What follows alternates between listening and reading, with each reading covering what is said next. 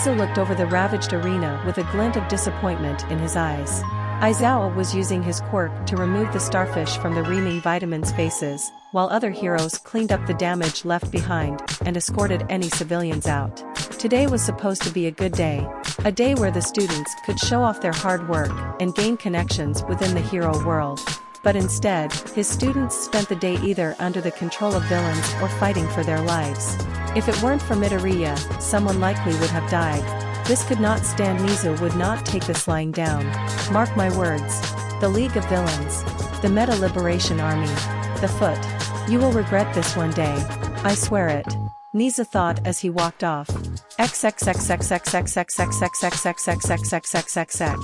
Overall, this attack had far fewer repercussions than the last one.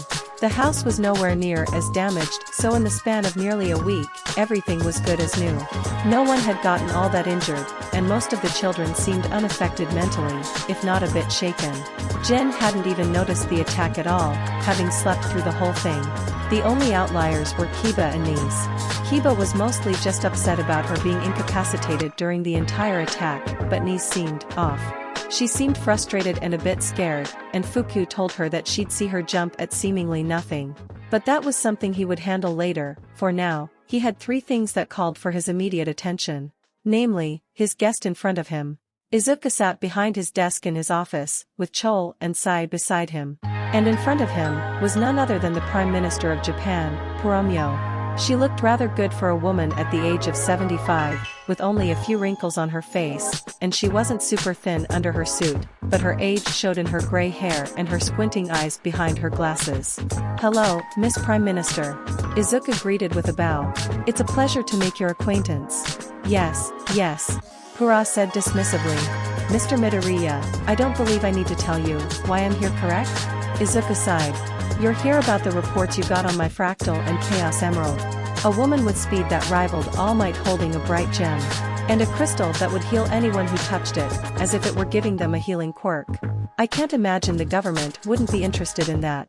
Although, I didn't think the Prime Minister herself would be coming to greet me. I've already looked into what we know about fractals and the emerald, Pura told him. And fired the people who dismissed Ms. Jiken when she stumbled upon the discovery of the century and failed to report this to me. But I'd like to ask you, what exactly have you been doing with that lab, Mr. Midoriya? A lot, and not enough, Izuku explained. We found out so much about chaos energy, that's what we're calling energy by the way, and yet there is still so much to be found, and so much to do. Its potential is nearly endless, and once we can find a way to produce it without relying on Mu, it'll be an absolute game changer. The fractals are just fractions of their potential. Soon chaos energy will run the world. And since you control it, so will you. Pura deduced. To think this opportunity could have been ours. But nonetheless, I trust you know what needs to happen next. You want access to my research, as well as the things made from it, Izuku said. But unfortunately for you, you lack the power to simply take them, as they are all private property. Given your recent unapproved use of them in public, it could be argued, we have the right to confiscate them, Pura argued/threatened. Incorrect. The Chaos Emerald is not, by definition, a weapon. Neither is a healing fractal. Nor are they quirks, so there are no laws against being able to use them in public. Izuku retorted. But according to what little we have of Ms. Jiken's notes, quirks and fractals operate of the same energy and do very similar things. So it could be argued that they are an illegal use of quirks. Pura contended. Not to mention the definite use of the quirks by your children during the attack. If you recall, MT Lady said that she gave permission for my children to use their quirks. Izuku reminded her. And we have several witnesses backing this up. Heroes can only give permission for people to use their quirks in such a manner if those people are hero students. Pura corrected. Which your children are not. Incorrect, heroes can give permission for normal people to use their quirks, in dire situations, Izuku added. Of course, whether or not the situation was dire and if the given permission was necessary will be later judged by the Hero Public Safety Commission, but I think myself, and the public can agree, there is no way that situation couldn't be considered dire. Those permissions still do not allow the use of quirks to harm others, Pura said. Other people. Netsu only hurt that starfish and there is no proof of any of my children having harmed a person during the attack. Izuku told her, getting frustrated at this point. Look, you have nothing significant to use against me.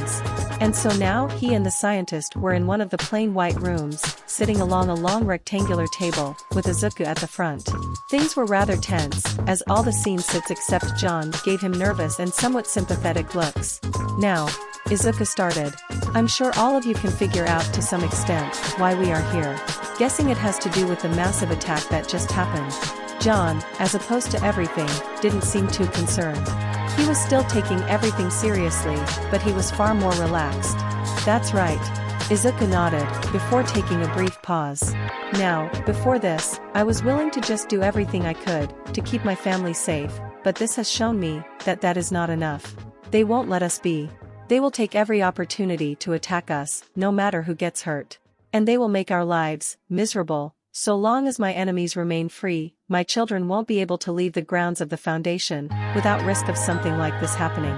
This is unacceptable. This cannot be allowed. And so, I can't stop at just defending us anymore. I need to attack. I need to crush my enemies if I want my children to be safe. And so that's exactly what we're going to do. It was then that Izuku took two things out of his pocket, a cork-erasing bullet and a vial of blood. The best way to defeat your enemies and defend yourself is to amass power. Izuku continued, putting the bullet down on the table and lifting up the vial. What I have here is power. Unrefined, absolute power. This is Aries' blood. As you all know, Aries' quirk allows her to return things to a previous state. In whatever way that entails. She could erase your memories, heal your wounds, turn into a child, and erase you entirely. And even revert a person back to an evolutionary state, before humans developed quirks. Which is why her blood is a key ingredient to making this quirk-erasing formula. It's also the key to our plans. Sir, do you want to mass produces this formula? Mai asked, looking very unsure of this concept. Not quite. Izuku shook his head. While I would like to have some quirk-erasing bullets on hand, the quirk-erasing formula is not a key part of my plan. And what exactly is this plan, sir? Dr. Hikari asked. Izuku took a deep breath and got ready to explain. First, we need to find a way to replicate the effects of Aries' blood, without actually having to use Aries' blood. This will make Aries' life significantly easier, and allow us to move on to step 2, using that to create a drug that can cure nearly anything. Everyone's eyes went wide at what Izuku just suggested, as the implications of what such a drug could do and the effect it could have on the world would be enormous. I'm not a scientist, but this should be possible, correct? Izuku asked them before he continued.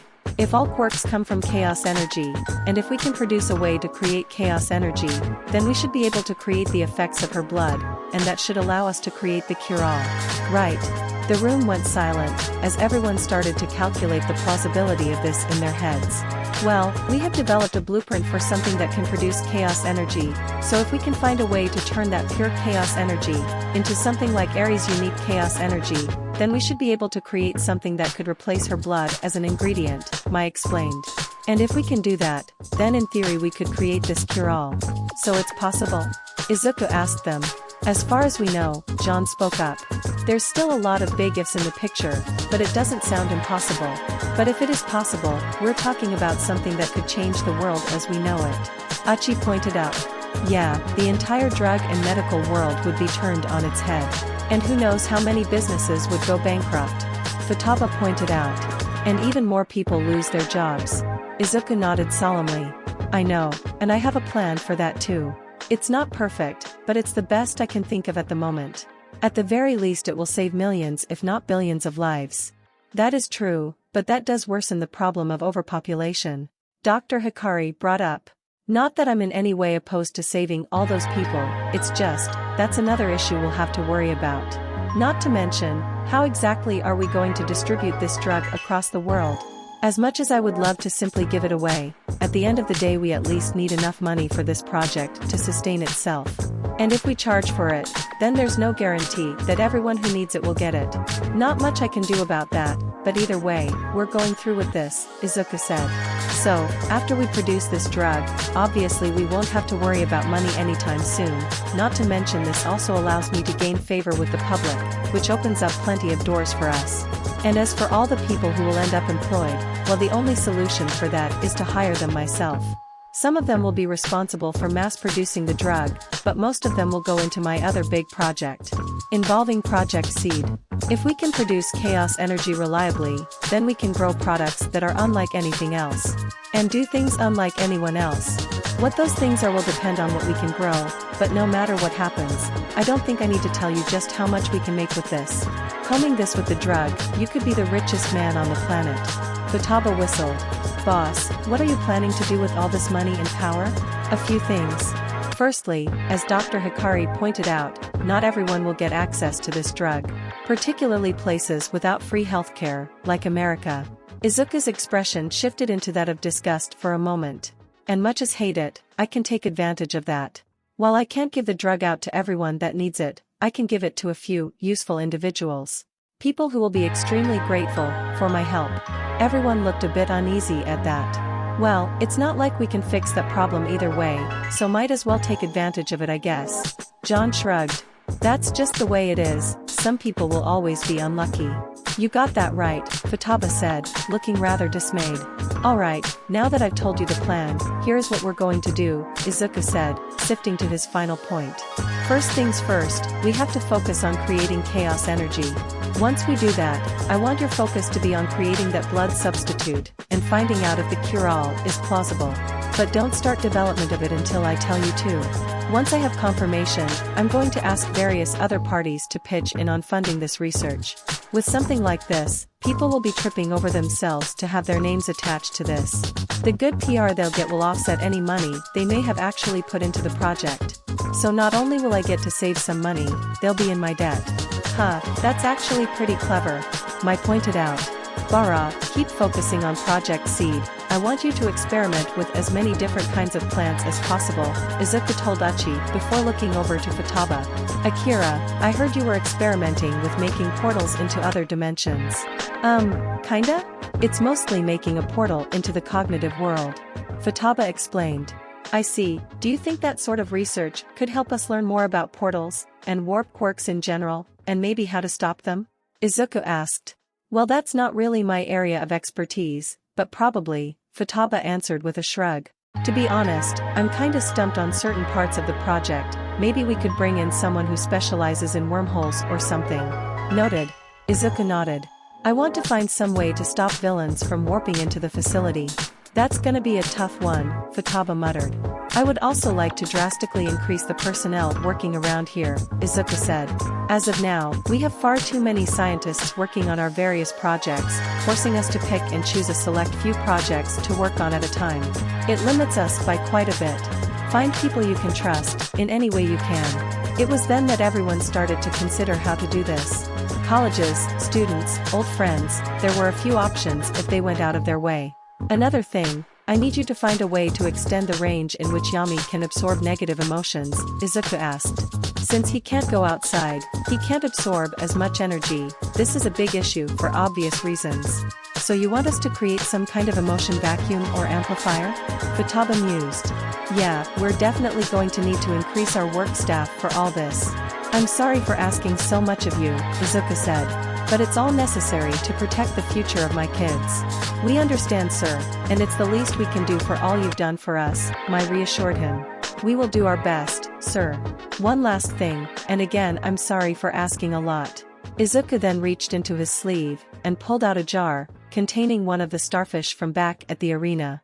I'd like you to analyze this. Isn't that one of the things that attacked the sports festival? John asked. Is it okay for you to have that? It is now, Izuku told them, before taking out his phone to look at the time. Oh, sorry, I have to be somewhere to be soon. XXXXXXXXXXXXXXXXXXX. So